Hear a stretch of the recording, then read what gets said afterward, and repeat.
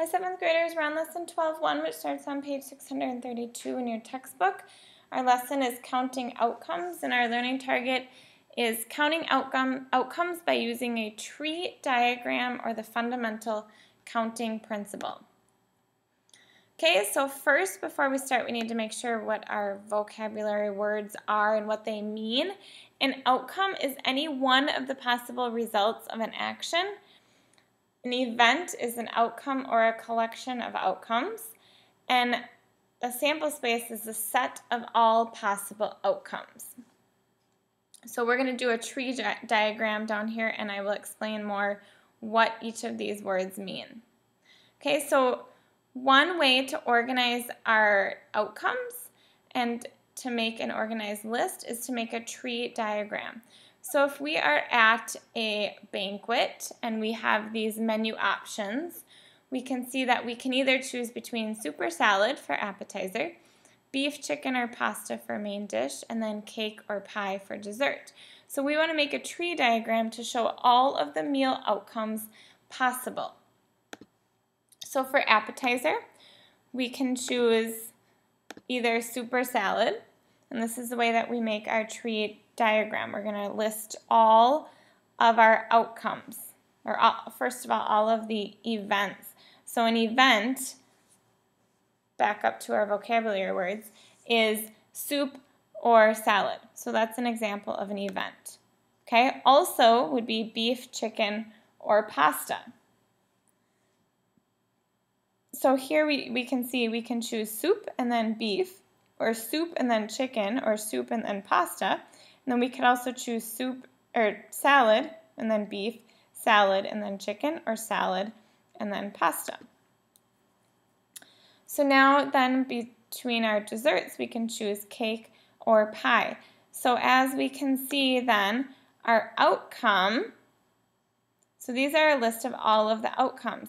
So we could do soup, beef, cake. Here's one of our outcomes. We could do soup, pasta, pie. Here's another one of our outcomes. We could do salad, pasta, cake, salad, pasta, cake. So each one of these is an outcome. Okay?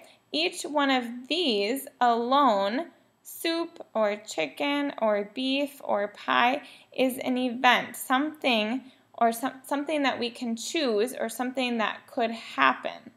An outcome then is one of the entire meals that we could choose. So with all of our events together, what is something that could happen? And then our sample space would be all of these outcomes together. So we have all of these different choices. And if we count, we can see that we have 1, 2, 3, 4, 5, 6, 7, 8, 9, 10, 11, 12. So 12 different outcomes or 12 different meals that someone could pick from at this banquet. Okay, so there are 12 different meal choices for the banquet. So a dime and a penny are tossed. Draw a tree diagram to determine the number of outcomes. So I want you to see if you can draw a quick tree diagram in your notes. And I would lay it out like this: dime, penny, and then outcome. So it's going to look very similar to this. What are your different events, or what could you get if you tossed a dime, and then what could you get if you tossed a penny? So pause me and then come back and check. So we know that if we toss a dime, we can get either heads or tails.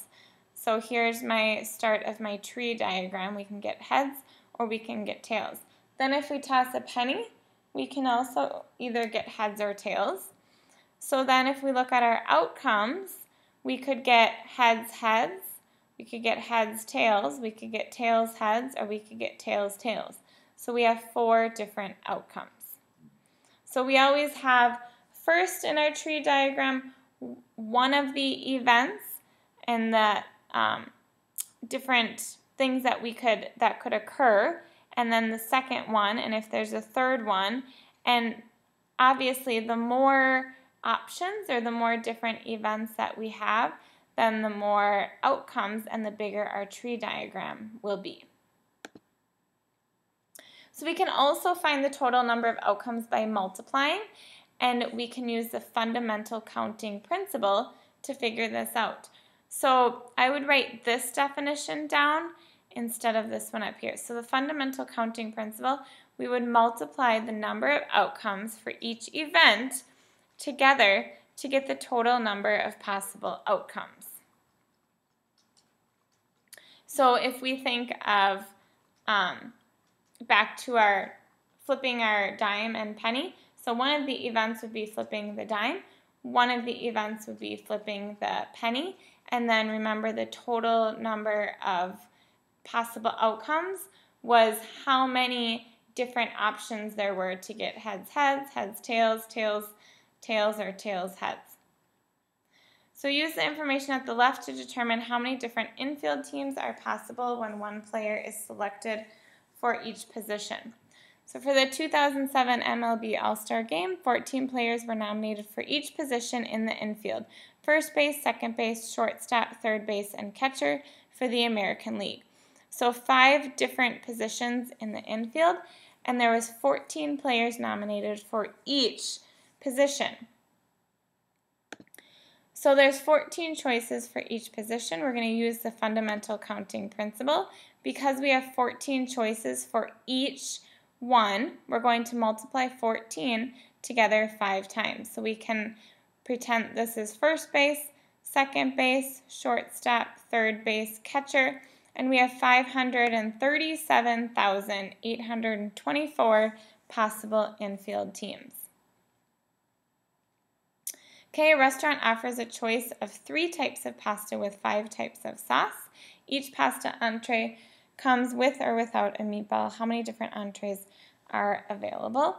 Pause me and use the fundamental counting principle to see if you can figure this one out. So because we have the event, so one of our events is pasta, and we have 3 types of pasta, and then another event would be types of sauce, and we have 5 types of sauce, and then the last event would be if we want it with or without a meatball, and we have, so that's 2 different choices. So then we multiply those together, 3 times 5 times 2, which equals 30 different entrees. Before we go on to our next slide, I want to go back to our tree diagrams. And we had said that we had counted and got 12 different outcomes. If we look at our menu and we use the fundamental counting principle, we have 2 options for appetizer times 3 options for our main dish. So 2 times 3 is 6 times 2 options for our dessert, which equals 12. So we should get the same total if we use a tree diagram or if we use the fundamental counting principle. Same would go with our dime and penny. We have 2 options for, or 2 outcomes, I should say, if we toss a dime, and 2 outcomes if we toss a penny. So 2 times 2 is 4, which we get 4 in our sample space of outcomes.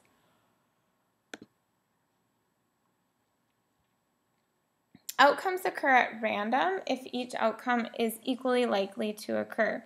In this situation, the probability of an event is the ratio of the number of outcomes in that event to the total number of outcomes. So probability then is the number of favorable outcomes, or how many outcomes fit what we are looking for out of the number of possible outcomes. So students at East Valley Middle School take 6 classes each day: math, science, social studies, English, Spanish, and music. What is the probability? Julio's first 3 classes are science, music, and math in that order. So first we need to find the number of possible outcomes. To pick his first hour schedule, we have 6 different possible outcomes because we have 6 classes to choose from.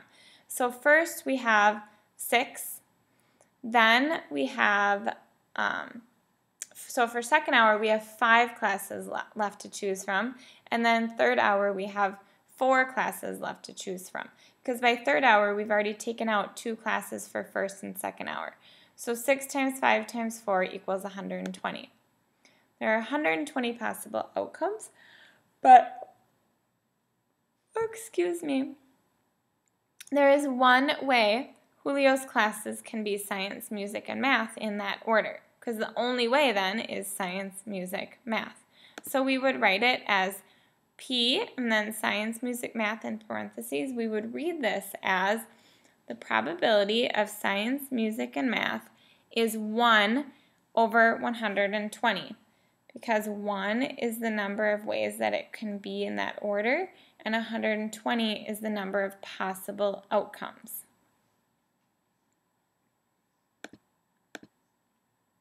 We can also write this as a decimal, 0.008, or as a percent, 0.8%.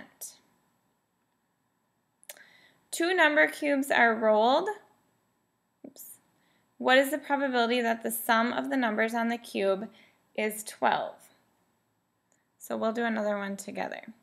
So we know that the dice have to be, or the number cubes, sorry, my computer is acting really funny.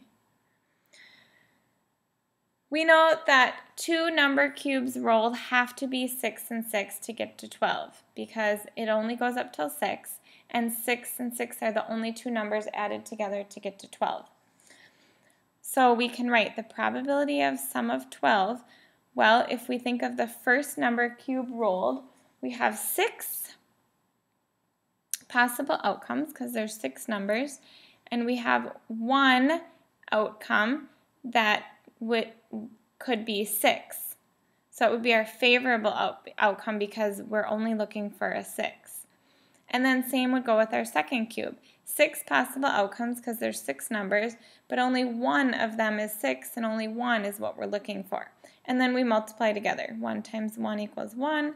6 times 6 equals 36. So you have a 1 out of 36 chance, or 1/36th chance, to get a sum of 12. Okay, last problem. I did not want to go that far. There. Kelly accidentally put a password on her iPod Nano and forgot what it is. It is 4 digits, 0 through 9. What is the probability that she will figure it out on her first try? So, if you didn't see when I just scrolled down and revealed the answer, try and do this on your own. Think about the total number of possible outcomes, and then remember that we need to write it as a fraction.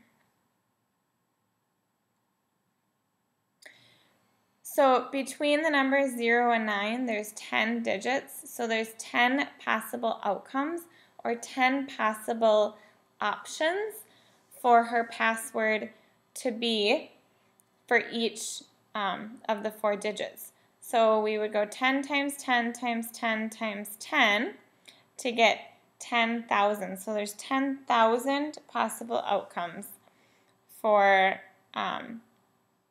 Kelly's password. And because, what is the probability that she will figure it out on her first try? So there's only one way that we're looking for, and that has to be whatever her password is. So one outcome that we're looking for. So she has a 1 in 10,000 chance to get the password correct on the first try. So not looking too good for her. She's going to have to try quite a few times to get it. Or hopefully maybe she can remember it. Make sure that you look in your book in 12.1 if you're still maybe a little bit confused or want some extra problems to look over. And then also go into NICU and take your 12.1 quiz. Have a super evening.